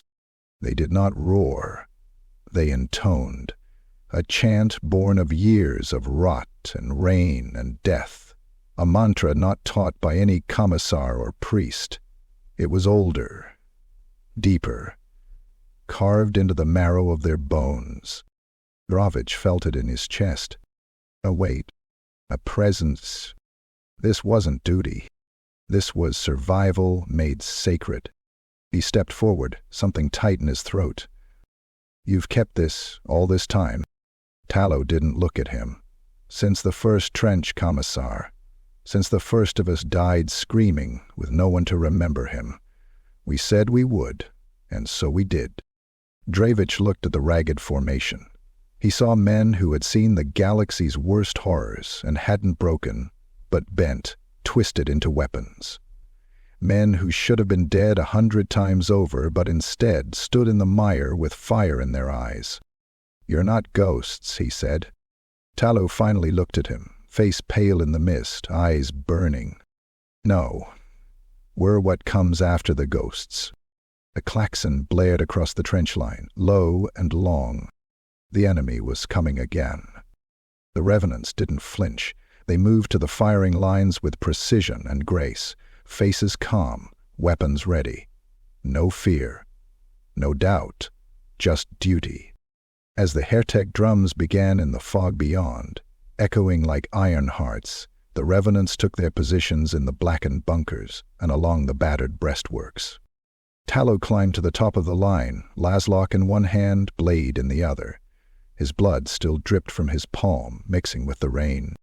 He looked down at the earth, at the trenches that had claimed so many lives, and whispered again, "Beneath the mud we stand." From every dugout, the whisper echoed. "Beneath the mud We stand." Then the fire began, and the Revenants answered. Chapter 13. Tallow's Gamble. Wiredwater Bridge was a corpse of steel and concrete. Once a vital artery spanning the acid-slick span of the Cinderflow River, it had long since buckled under centuries of war and neglect. Jagged rebar jutted from its collapsed center like the ribs of some buried behemoth, while the water below churned with the sickly colors of oil, blood, and rotting promethium. The fog was heavier here, rolling in off the moor and hanging thick over the waters, curling like smoke from a battlefield pyre. Sergeant Major Rorick Tallow crouched behind a shattered section of ferrocrete balustrade, watching the ruins through the lens of a cracked scope. His ribs ached with every breath, the wound from the last engagement still stitched with wire and seeping. But he didn't flinch. His mind was too busy calculating. The enemy was coming. Not a scouting force, not a raid. Tallow had intercepted the plans from a dead heretek overseer, its data slate still pulsing with encrypted directives in high Gothic and mechanized script. The cult intended to cross Weirdwater en masse to flank Holtspire and seize the southern ridgeline. It was an old tactic, and they likely assumed the Imperials too broken to defend it. That assumption was their mistake. Tallow's hand hovered over a crude map drawn in blood and chalk on a sheet of plasteel. It showed the bridge, the banks, the routes, every mine and charge his revenants had laid over the past day. He had 20 men. 20. Against a force that would likely number in the hundreds. But he had something they didn't expect. He had their own weapons. Salvaged from the ruins of the breeding pits, jury-rigged by Magos Adrel, and barely stable, the corrupted heretek glowed dimly in crates behind their line. Viral dischargers, grav imploders, data pulse emitters that turned machine spirits feral, half-warped, all dangerous and more than likely to kill the user as well as the enemy. Engineers like Visitori and any, but this was a gamble, and Tallow had no cards left. He stood slowly, slinging his shotgun across his back, turning to his squad, 20 gaunt, mud-streaked faces, hollow-eyed but unbroken. "You all know why we're here," he growled.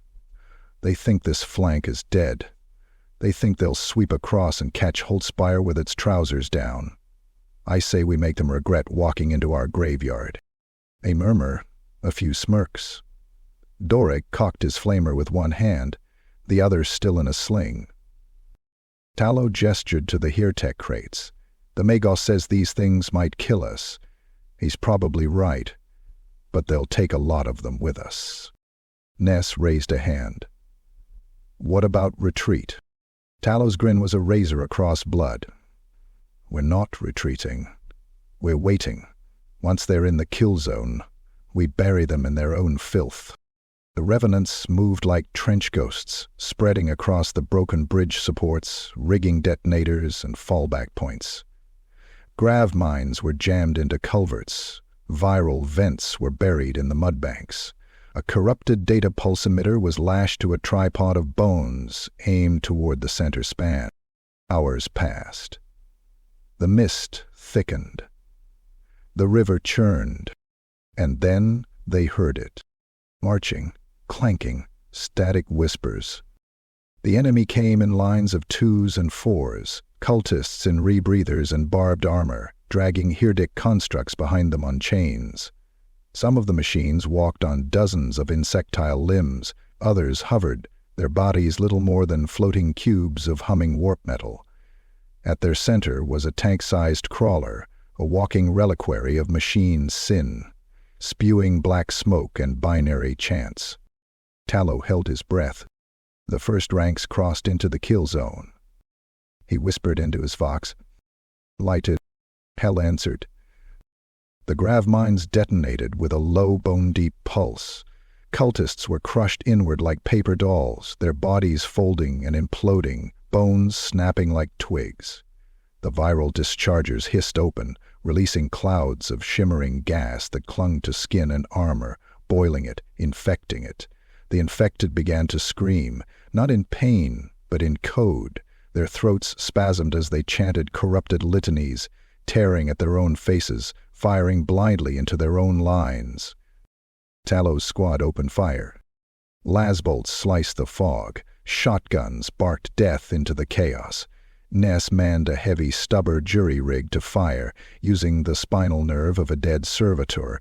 Each pull of the trigger sent a jolt of pain through the fleshy mechanism, which in turn fired 75 caliber shells into the mob. Dravich, present this time, stood at the rear lines, his bolt pistol smoking as he picked off fleeing cultists with surgical efficiency. But the enemy pushed forward. The crawler tank let out a howl of machine rage and fired a bolt of warp energy that vaporized 2 revenants instantly. Another cultist threw a warp grenade. Reality folded for a moment, and Private Marn simply ceased to be, his scream echoing without a body. Tallow didn't blink. He grabbed the data pulse emitter, turned it toward the crawler, and activated it. A high-pitched shriek tore through the battlefield. His crawler froze. It shuddered, then began attacking its own troops, limbs flailing, weapons misfiring, servos spinning madly. It crushed 3 cultists beneath its treads, then began ripping at its own hull, trying to tear out the signal corrupting its mind. It worked, and it exploded. A shockwave burst through the mist, shattering what remained of the bridge and tossing men and machines into the river below. When it cleared, only a dozen revenants still stood, covered in blood, soot, and slime. Widewater Bridge was gone. So was the cultists' column. Tallow sat on a mound of rubble, chest heaving, side bleeding through his wrappings. Doric crouched beside him, wounded but smiling. "We did it, Sarge." Tallow wiped grime from his face, staring at the crater. "No," he said. "We delayed them." Dravich approached. Coat scorched, helmet gone. "You played them like a deck of cards." Tallow spat blood. "And now we wait to see what hand they play next." Behind them, the bridge smoldered in the mist, broken steel rising like tombstones from the poisoned waters. The gamble had paid off, for now. But the game was far from over. Chapter 14. The Sinner's Gate. The warning klaxons screamed across Holtspire. Not the slow, mournful toll of a cultist raid. Not the shrill cry of another heretek probing assault. No, this was the deep, bone-rattling alarm reserved for one thing: total breach. The Revenants scrambled to stations, every trench filled, every bunker sealed. Lastpack slammed home with urgent hands. Shotgun shells clacked into chambers. The wounded were armed, the dying were posted. This time, there would be no retreat. Because Sinner's Gate had opened. It was Tallow who saw it first from the parapet. A black shape moving through the mire, too big, too slow, too wrong. A silhouette against the sickly dawn, blurred by mist and steam, trudging forward with impossible weight. Lightning flashed, and there it was. A corrupted titan. Not a full god meter. This one had once been a warlord class, stripped down and mutilated, warped beyond recognition. The once noble armor was now fused with bone and rust. Its banners hung in tatters, displaying runes that bled. Its head was replaced by a shrieking vox grill that belched sermons of madness. Chains dragged behind it, tethered to cages filled with screaming captives and twitching machine flesh. Cannons bristled from its arms, plasma, rotary stubbers, and a weapon that no one could identify, but whose presence bent the air around it. It stepped into range. The world shuddered. "Hold the line," Tallow roared, voice cutting through the chaos like a knife. "This is the last gate." Commissar Dravich stood beside him, cloak soaked through, face grim. "We're not stopping that thing with laser guns, Sergeant." "We're not stopping it at all," Tallow said. "We're bleeding it, buying time. It dies after us." The Titan opened fire. A single shell from its rotary cannon tore through Bunker Theta and killed 8 men in a burst of fire and limbs. Plasma scorched the eastern wall, melting it like wax. Screams echoed through the trench network as servitor beasts and cultists poured in behind the Godmaiden, riding the wake of destruction like vultures behind a corpse. Tallow leapt into the trench, shotgun in one hand, blade in the other, blasting apart a cultist with a face like a melted data screen. The Revenants fought savagely, bayonets skewering heretek scouts, trench knives sawing through wet throats. Doric lost his left arm to a chain blade but kept fighting with the other. Ness threw herself on a shrieking tech thrall and caved its head in with a rock after her lasgun ran dry. But nothing could slow the machine. It advanced, step by step, each footfall buckling the earth. It leveled another bunker, then opened its chest cavity to release a swarm of servo skulls, each one bladed, laced with data poison, screeching into the trenches and exploding on contact. 3 Revenants died before anyone realized what they were. Tallow, covered in blood, turned to Dravich. "You said once that we're a grave, Commissar." Dravich nodded. "Well then," Tallow growled, "it's time we buried something bigger." The Commissar looked to the Titan, less a war machine now than a walking shrine to sacrilege. "I'll handle it." Tallow blinked. "Say again?" "I said I'll handle it," Dravich repeated, voice hard. "You hold the line. You keep your men breathing. That thing wants a command post? Let it take me." "No," Tallow snapped. "I don't need martyrs, Commissar." "You need time," Dravich said, and his voice cracked like a bolt round. "That's what I've got left." Then he turned and ran. Dravich made it to the central command tower in under a minute, his boots splashing through blood and rain. He reached the Vox core and keyed in the override. "Old Spire Actual," he barked. "Broadcasting on open channels. This is Commissar Holwyn Dravich of the Fenward 17th. All units. Retreat to secondary lines. Detonate when clear." Tallow's voice exploded through the static. "Dravich, don't you dare!" "Too late," Dravich said, cutting the channel. He pulled the ignition levers, one by one, hands steady. Around him the tower hummed as ancient charges primed, buried vaults packed with promethium, long dormant. He turned to the viewing slit. The Titan was almost on him. Its face shrieked binary rage. Its claws tore at the defenses. Its left arm swiveled toward the tower, powering up with a whine like 1,000 screaming children. Dravich smiled. "Remember us, you bastard." He slammed the final switch. Old Spire's heart exploded. The detonation ripped through the earth with a scream of metal and fire. The tower vaporized in a blossom of white-hot flame. The blast punched upward and outward, turning the moor into a crater, swallowing the Titan's legs, then its body, until the corrupted machine was torn in half, its arms flailing as it collapsed with a shriek that shattered Vox nodes across the region. And then silence. Rain fell. Tallow watched the blast from a ridge to the east, face hollow. No one spoke. The line had held, but the cost. He dropped to one knee and etched a mark into the mud. "Dravich," he whispered. And the Revenants stood in the rain, staring at the smoking ruin of their home, of their line, of their Commissar. They had buried the monster, and one of their own with it. Chapter 15. Bleed for the Hollow. The firestorm had broken Holtspire's back.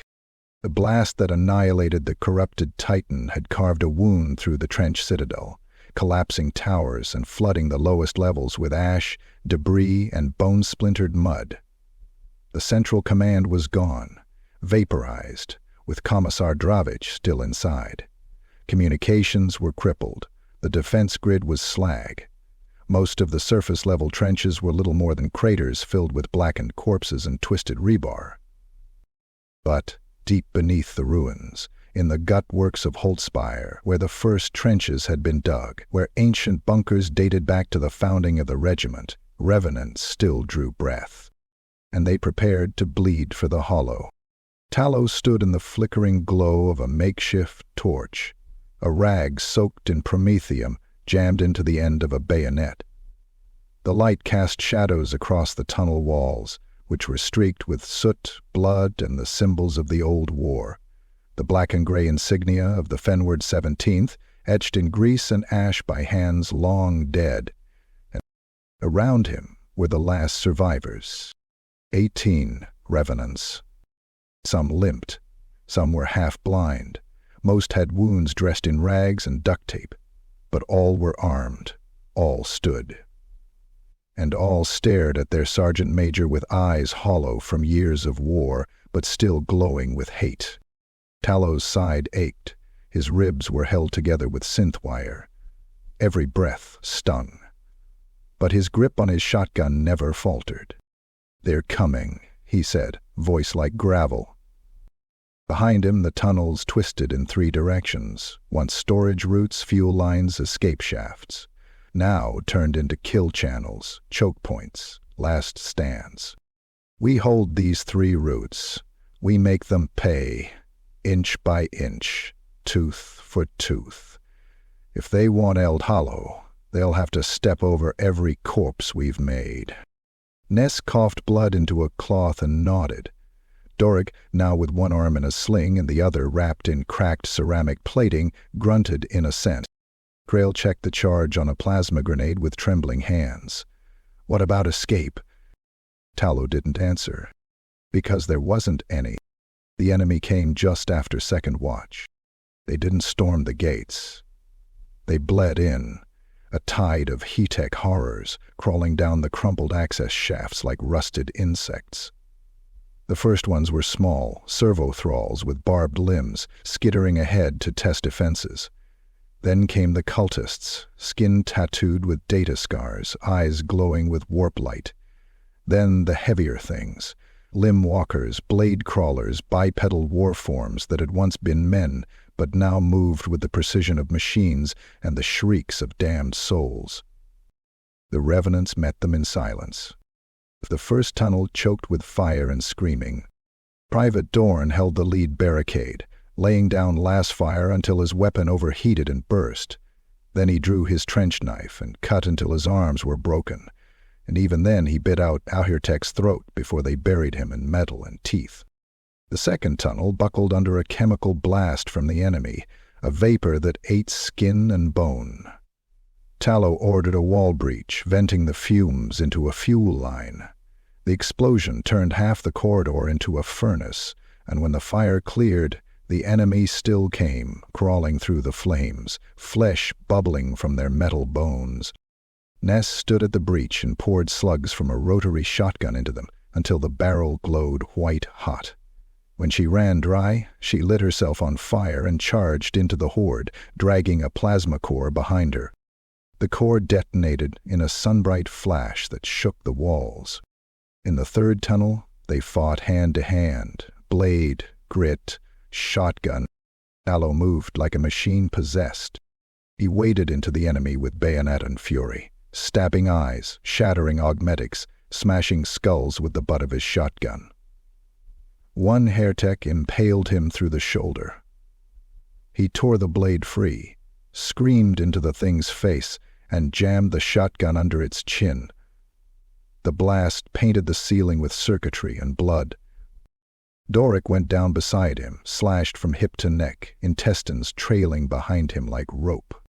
He grabbed Tallow's arm with his last breath. "Don't forget us," he choked. Tallow didn't blink. "We are you." Then Doric died, mouth open in defiance. By hour 5, the tons were ankle-deep in blood. By hour 6, they were fighting with rocks, knives, fists. Creel detonated the central fuel reserve, collapsing the main shaft and burying 24 contracts in flame and stone. He was caught in the blast radius, vaporized, before he could scream. Only 5 Revenants remained. Tallow, Ves, Magos Adrel, now stripped of most augmetics. 2 privates, too young to remember sunlight. They backed into the ossuary, a chamber lined with skulls of fallen comrades, trophies from a dozen wars. They rigged the entrance with frag mines, propped up what defenses they could. The enemy came slower now, their bodies stacked high in the tunnels, their momentum faltering. But they still came. Tallow stood over the entrance, coat in tatters, flesh split and smoking. He whispered the oaths. "Beneath the mud we stand." The others echoed it. "Beneath the mud we stand." And when the final charge came, howling war machines fused with the last remnants of corrupted humanity, the Revenants screamed their defiance. The battle turned into a massacre, a slaughter, a hymn of steel and bone. And when the last Revenant fell, shotgun empty, blade broken, hands torn to the bone, the tunnel fell silent. But it was not the silence of defeat.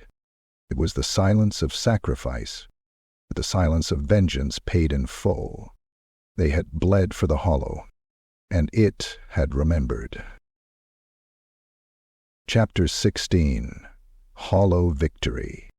The sky over Eldhollow broke open with fire. It wasn't sunlight that spilled through. It never was. But something brighter than the dim gray haze that had ruled for centuries. Smoke drifted high above the moors in black columns, scarred by contrails and plasma burns. The land trembled with the dying echoes of detonations, and ash rained like snow across the corpse-littered ruins of Holdspire. The cult's core was dead. The Revenants had bled the enemy dry, but Eldhollow, though free, was a ruin. At the heart of the battlefield, Sergeant Major Roreg Tallow stood alone in the rubble of what had once been the heretek conclave's central node. His greatcoat was burned to scorched rags, his chest armor punctured in 5 places, his left eye socket empty, oozing black fluid.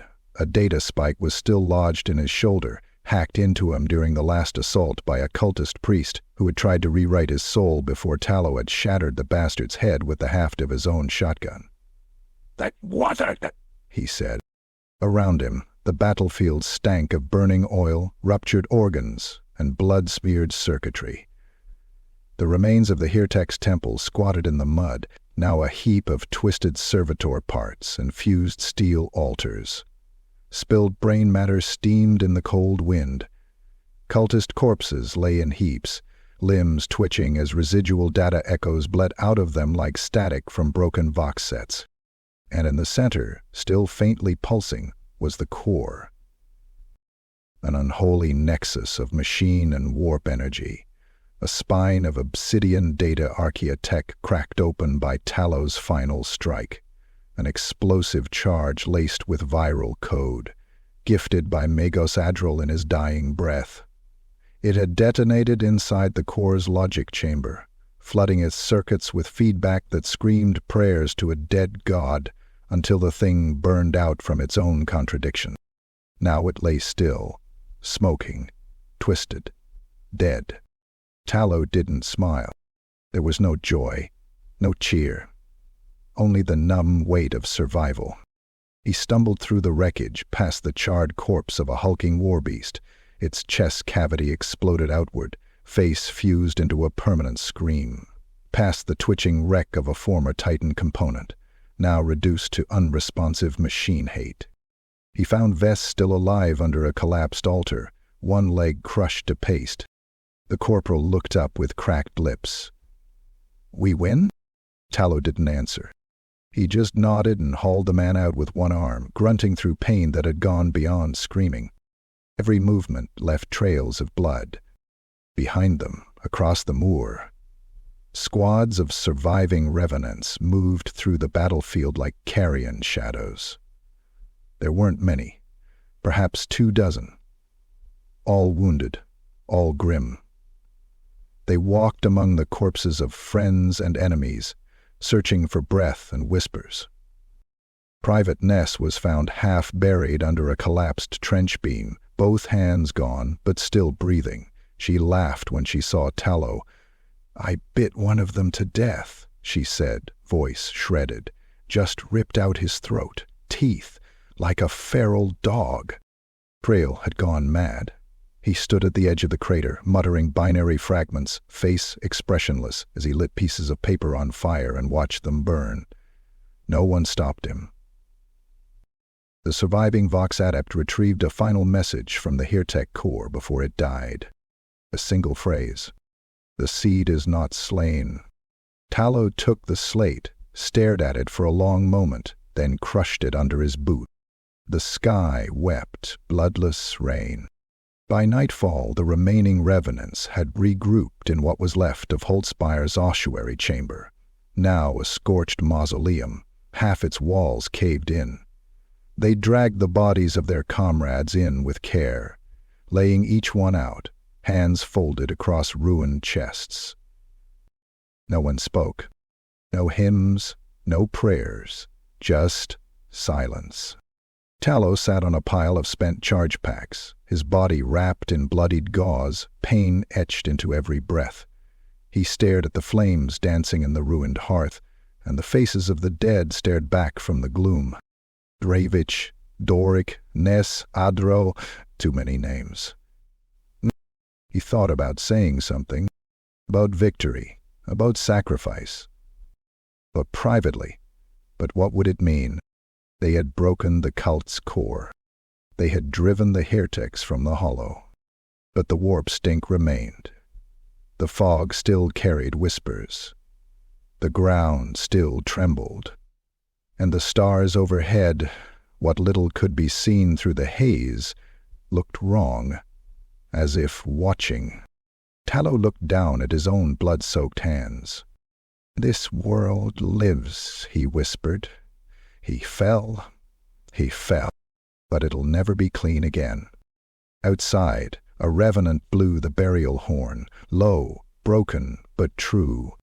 And across the moor, the ghosts stirred, 'cause the war was not over, only buried for now. Chapter 17. What the Fog Took. The fog had teeth. It bit harder in the quiet, after the war cries had faded and the blood had stopped flowing. When the only sound left was the slow drip of rain from broken trench lips and the moaning of wind through iron bones. The moor was silent now, not with peace, but with the suffocating stillness of aftermath. Sergeant Major Rorick Tallow limped alone through the field of the dead. The battle was won, but the cost was everywhere. Bodies lay in heaps, sprawled across the ridgelines, tangled in barbed wire, half submerged in sinkholes, some caught mid-crawl as if trying to claw their way out of the grave. Revenants and hereteks alike, mashed together by artillery, blade, and madness. Tallow stepped carefully through the carnage, boodles crunching bone, flak cloak dragging through pooled. He didn't look away from the faces. He made himself see them.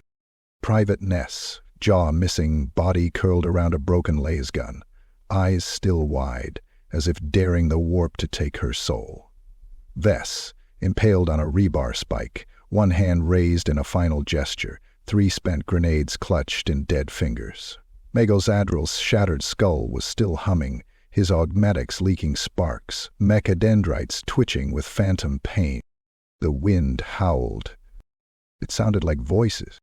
Tallow limped further, hand resting on the haft of his trench spade, the other pressing against the stitched wound in his side. Every step pulled fire through his ribs. His breath came in rasps, rebreather half melted from the blast that had cooked the southern flank. But he kept moving. He had something to do.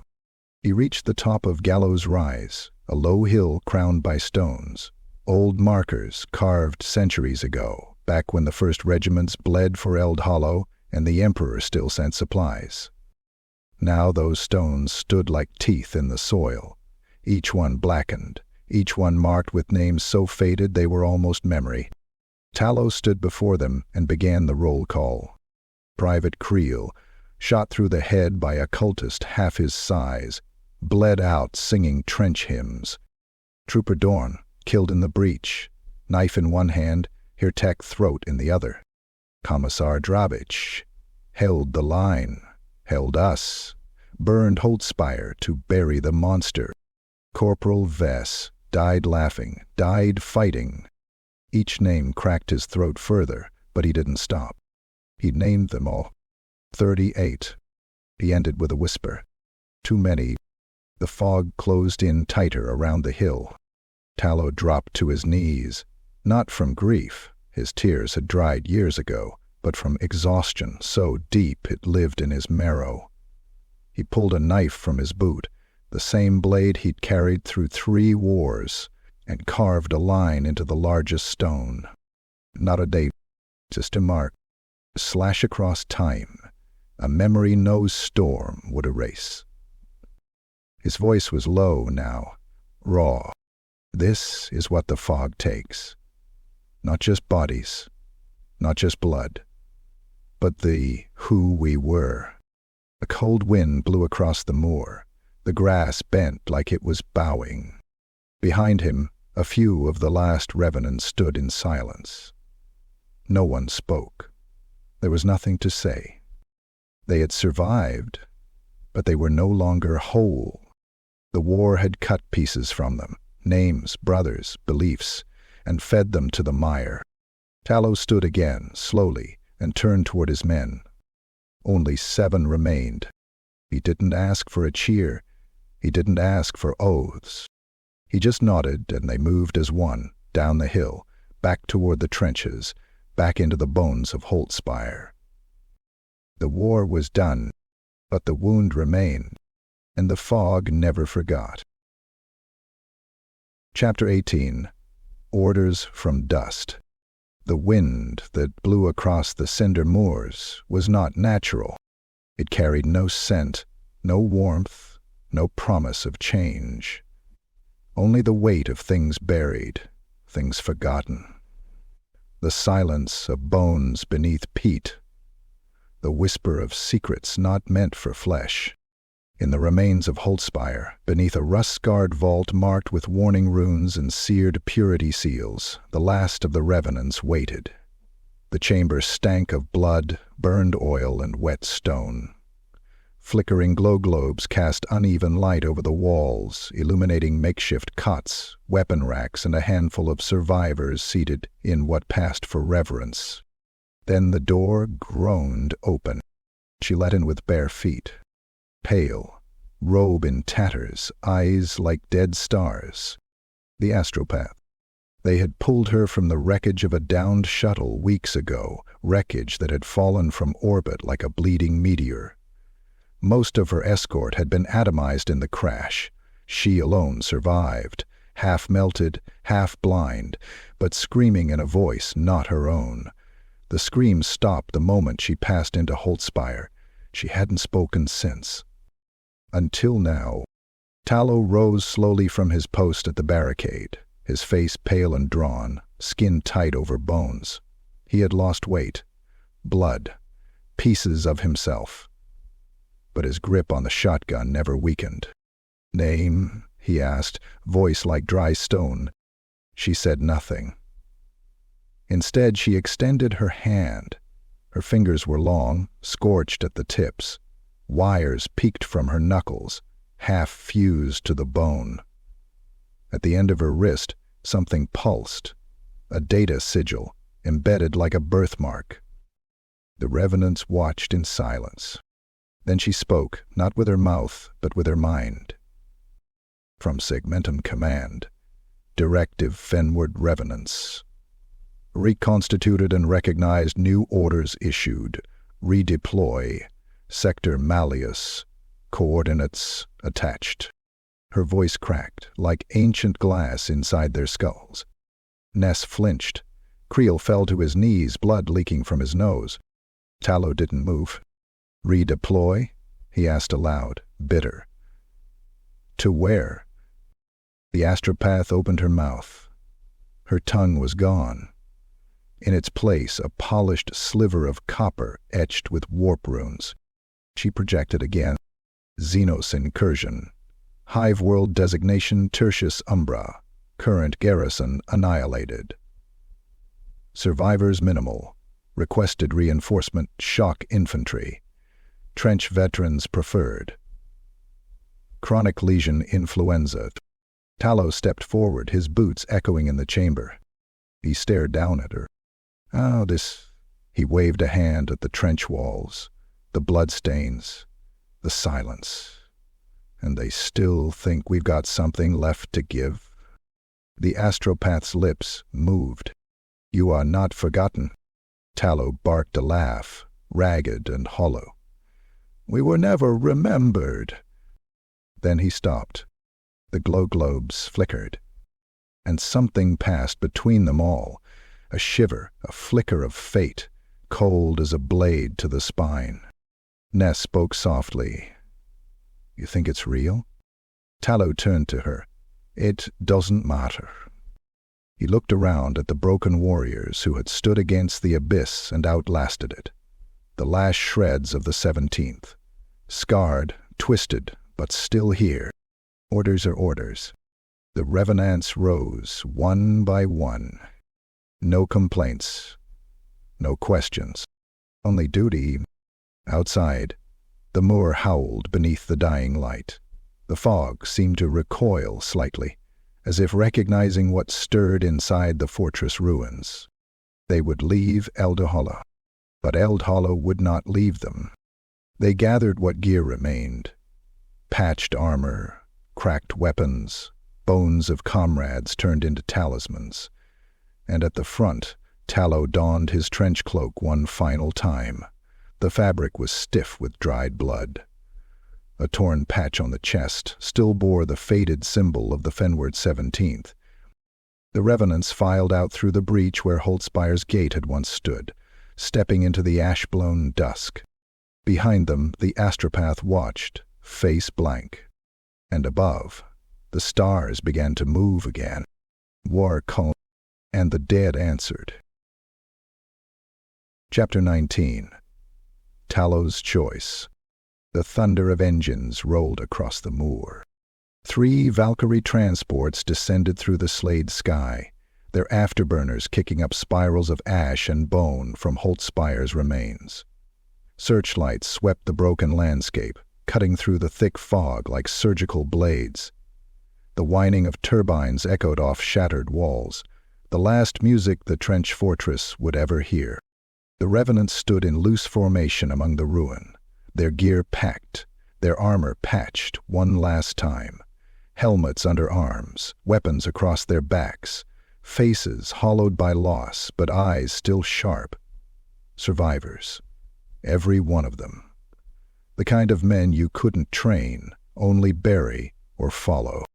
Tallow stood apart from them, a little higher up the slope, leaning on his trench spade like a crutch. His ribs were still healing. His augmetic eye flickered now and then, a reminder of what he'd given to keep the line intact. His coat was torn, his hands were scabbed and stiff. But he stood. The commissarial envoy approached from the lead Valkyrie, a new one, crisp and clean, a young officer with polished boots and a face unmarked by war. He carried a data slate like a weapon and spoke as though delivering a sermon. Sergeant Major Tallow, by authority of Segmentum Command, you and your remaining force are hereby offered final disposition. He tapped the data slate, a hollow beep. You are authorized for disbandment and resettlement, pensions assigned, identities reestablished, no further deployments required. He paused. Alternatively, you are authorized full reassignment, new campaign, Tertius Umbra. Trenches are forming, enemy unknown. Gallows said nothing. The envoy cleared his throat. You have 48 hours to consider per regulation. Command. We don't need 48 hours, Tallow rasped, cutting him off. He turned to look at the men behind him. Every one of them stood straight. waiting, watching him.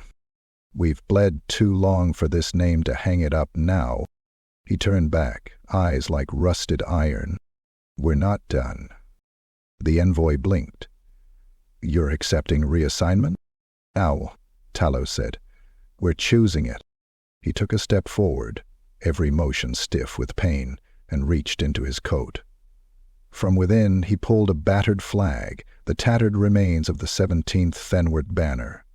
Torn, burnt, stained with the blood of dozens. He held it out to the envoy. Log it, he said. The Revenants still march. During the workout, a hush passed through the survivors. Then, slowly, Private Creel raised his hand in salute. Ness followed, then Doric, then all the rest, until the battered line of soldiers stood straight again, fists to hearts, jaws clenched. Not for the Emperor, not for glory, for each other. The envoy hesitated, then gave a tight nod. As you command, Sergeant Major. The loading ramp hissed open. Tallow turned one last time, taking in Holtspire. The burned walls, the shattered gates, the graves that would never be marked. He whispered low, just loud enough for the wind to carry. Not forgotten. Then he stepped onto the Valkyrie, trench spade in hand. The Revenants followed. As the engines roared and the moors fell away beneath them, the fog curled once more over the ruins of Eldhollow, quiet, sullen, and watchful. But the men who had been born from that mud, molded in blood, baptized in fire, they were not finished. They had made their choice, and the galaxy would come to fear it. Chapter 20. The moors whisper still. Eldhollow breathed again. A shallow, broken breath. Shivering in its stillness. The guns were silent now. No shells screamed through the fog. No vox-cursed war chants echoed across the ridgelines. Only the wind remained, cold and wet, dragging ash through the trenches like a mourner's fingers across a grave. The moors were still, but they whispered, not in words, in memory, in blood crusted on dugout walls, in shattered rebreathers clinging to the jaws of nameless corpses, in broken trench lines half sunk beneath the peat, filled with black water that lapped against bone. The Revenants were gone. Their boots no longer trampled the mud. Their voices no longer rasped through the darkness. Their oaths had been spoken, fulfilled, and carried elsewhere, across stars and into new hells. But Eldhollow remembered. He had always worked. The ruins of Holtspire stood jagged against the gray horizon, its towers collapsed, its gates shattered, its walls little more than scorched slabs of concrete and iron. Fires no longer burned, but soot still clung to everything.